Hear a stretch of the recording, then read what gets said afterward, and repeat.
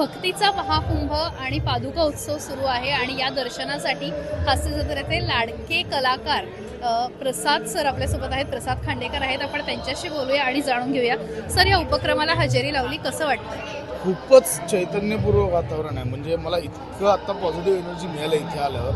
महाराष्ट्रातल्या तब्बल 21 साधुसंत ज्यांच्यासमोर नेहमीच आपण नतमस्तक होतो, ज्यांच्यामुळे पॉझिटिव्ह एनर्जी मिळते, अशा 21 साधुसंतांच्या पादुकांचा दर्शन सोहळा इथे आयोजित केला आहे. म्हणजे इतक्या जणांचं दर्शन घ्यायचं म्हणजे संपूर्ण महाराष्ट्रावर फिरावं लागलं असतं. आयोजकांनी याची व्यवस्था एकाच ठिकाणी केली आहे आणि शूटिंगची धावपळ आणि एकूणच जो काही आमचा धावाधावीचा कार्यक्रम असतो त्यातनं एक छान रिलॅक्सेशन आणि पॉझिटिव्ह एनर्जी इथून आता घेऊन जातोय मी.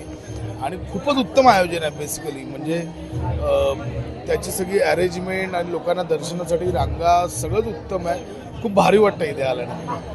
कसं तुम्ही म्हणजे संतांकडनं आपल्या सगळ्यांना एक ऊर्जा येत असते नेहमी ना, प्रत्येक जण आपण कधीतरी असं गरज असते आपल्याला त्या ऊर्जेची, आणि जेव्हा आपण डिप्रेस होतो त्याच्यावेळी संतांकडनं येणारी ऊर्जा, महाराष्ट्राची वारकरी परंपरा, कसं बघता याकडे?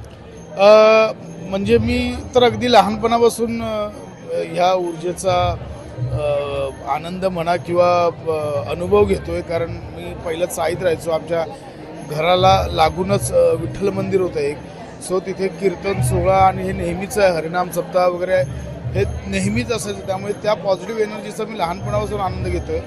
फक्त आत्ता मोठं झाल्यानंतर आता बिल्डिंगमध्ये वगैरे राहायला गेल्यावर ते कुठेतरी मिस करत होतो. पण आजचं वातावरण बघून आणि अनुभवून ना खूप भारी वाटतं. आणि प्रत्येकाला, आपल्याला आयुष्यात प्रत्येकाला या पॉझिटिव्ह एनर्जीची गरज आहे, जी आपल्या मागे आपल्याला एवढं डोक्यात असते की एक कुठली तरी अनामिक ऊर्जा आपल्या पाठीशी आहे, अनामिक शक्ती आपल्या पाठीशी आहे, त्याच्यामुळे ते बळ मिळत राहतात. सो मला तरी खूप पॉझिटिव्ह एनर्जीची गरज असते. धन्यवाद, तुम्ही आमच्याशी बातचीत केली. तर हे होते प्रसाद खांडेकर सर, ज्यांनी आज 21 संतांच्या पादुकाचं दर्शन घेतलेलं आहे आणि ऊर्जा मिळाल्याचं त्यांनी इथे सांगितलंय. तुम्हाला सुद्धा पुढचे 2 दिवस ही ऊर्जा मिळवायची असेल तर तुमच्यासाठी सुद्धा ही संधी आहे. वरळीच्या NACI डोम इथे जरूर या आणि संतांच्या पादुकांचं दर्शन घ्या.